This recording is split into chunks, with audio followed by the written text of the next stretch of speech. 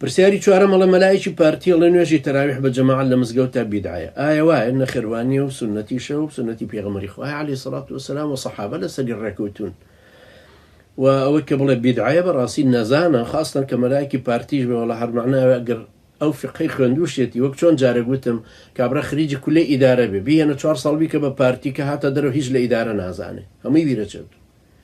مەلایەکیش خۆی ئیجازەی مەلایەتی وەرگرتووە بەخوا قەسەم بیکە بە پارتی دوای 4 ساڵ مەلایەتەکەی پێنامێنێ هەبێ سەر لە نوێ بخوێنێت و ئەوەندە نەخوێنەوار دەرەچێت و مەلای پارتی چێت تاکو فتوای ئەمەمان بۆ بدا.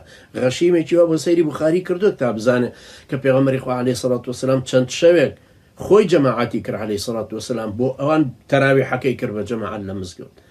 دوایی فەرمووی بۆیە نەهاتمەوە جاری چوارەم شەوی چوارەم بۆیە نەهاتمەوە نەبادا لەسەرتان فەرز بکرێ وەکو عایشە ڕەزای خوای لێبێ فەرمووی.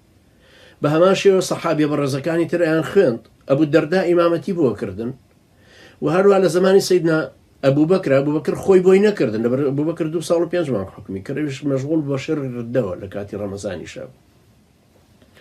بەڵام سەیدنا عومەر مدەتی حکمەکەی زۆر بوو 10 ساڵی خایاند لەبەر وڵات هێدی بوو بۆوە و سەیدنا عومەر خۆشی کۆی کردنەوە لەسەر ئەو نوێژکردنە و ئەبوو دەردا ئیشی بۆ کردن بە ئیمام کە ئیمامەتەکان بۆ بکە والله تعالى أعلم.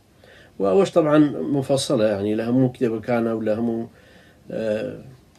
مرجعي حديثة كان طبعا هي وحديث بخاري ومسلم ومتفق عليه اللي بيخم أو ملاك ونيزاني وكجابك بداته والله تعالى أعلم. شو حديثي صحيحة وكو فرمي ولكني خشيت أن تفرض عليكم صلاة الليل فتعجزوا عنها.